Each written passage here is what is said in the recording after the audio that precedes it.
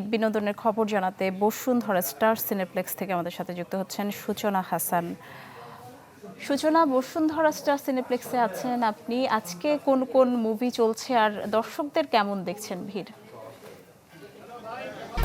1, 2, 3 ঢাকায় জমি জিতে নিন 100% ক্যাশব্যাক সহ 20 কোটি টাকার পুরস্কার। আচ্ছা, নিশি, যেটা আপনি দেখতে পাচ্ছেন যে আমি এখন বসুন্ধরা সিনেপ্লেক্সে আছি। আজকে হচ্ছে ঈদের তৃতীয় দিন। যারা সিনেমা প্রেমী তারা ঈদের প্রথম দিন থেকে ভিড় জমাচ্ছেন সিনেপ্লেক্সে, এবং হচ্ছে আজকে তৃতীয় দিন হওয়া সত্ত্বেও যেহেতু প্রেক্ষাগৃহে 11টা সিনেমা মুক্তি পেয়েছে, তার মধ্যে উল্লেখযোগ্য হচ্ছে 6টি সিনেমা। তার মধ্যে রয়েছে কাজল রেখা, ওমর, রাজকুমার, দেয়ালের দেশ সহ জিন্টু সহ আরও সিনেমা। যারা সিনেমা পছন্দ করেন দেখতেই পাচ্ছেন যে দর্শকরা লাইন করে মানে ভিড় জমাচ্ছেন ভিতরে ঢোকার জন্য। উপচে পড়া ভিড় লক্ষ্য করা যাচ্ছে, এবং আমি দর্শকদের সাথে কথা বলেছি। তাদের সিনেমার প্রতি খুবই আগ্রহ, বলতে গেলে যে যারা হচ্ছে শাকিব খান প্রেমী তারা হচ্ছে রাজকুমার সিনেমা দেখতে চলে এসেছে, বা যারা হচ্ছে রাজকে পছন্দ করেন, রাজের অভিনয় পছন্দ করেন, তারা হচ্ছে দেয়ালের দেশ সিনেমা দেখতে চলে এসেছেন। দেখতেই পাচ্ছেন যে প্রচণ্ড রকম ভিড়, মানে ভিড়ের কোনো কমতি নেই। সিরিয়াল ধরে হচ্ছে সিনেমার প্রেমীরা সিনেমা দেখছে, এবং আশেপাশে এখানে পরিবার পরিজন বন্ধু বান্ধব এখানে হচ্ছে, এবং অনেকেই রয়েছেন যে হচ্ছে যে টিকিট পায়নি, বলছেন যে এত ভিড় আসলে যারা সিনেমা প্রেমী তারা হচ্ছে টিকিট কাউন্টারে যে টিকিটও পাননি এমনও শোনা গেছে। নিশি, এই ছিল হচ্ছে সিনেপ্লেক্স থেকে আমার কাছে সর্বশেষ।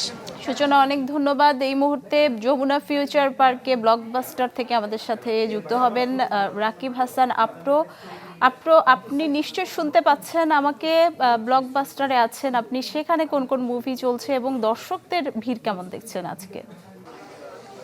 নিশ্চয়ই আসলে ঈদের সময় একটু বাড়তি ভিড় থাকে সিনেমা হলগুলোতে। আমরা এই মুহূর্তে আছি যমুনা ফিউচার পার্কের ব্লকবাস্টারে। এখানে দর্শকের ব্যাপক উপস্থিতি লক্ষ্য করা যাচ্ছে। আজকে অনেকগুলো ছবির শিডিউল আছে এখানে, যেমন লিপস্টিক একটু আগে সম্ভবত শেষ হয়েছে, মায়া দ্য লাভ, সোনার চর 5টায় শুরু হবে, এবং আরও একটি মুভি এখানে চলছে।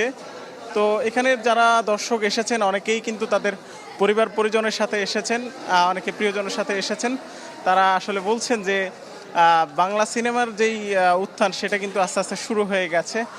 বাংলা সিনেমায় এখন যারা অভিনয় করছেন, বিশেষ করে সাকিব খান, শরীফুল ইসলাম রাজ, আরও অনেক নায়ক নায়িকা যারা ভালো অভিনয় করছেন, এবং ভালো কিছু গল্প উঠে আসছে এই সিনেমার মাধ্যমে।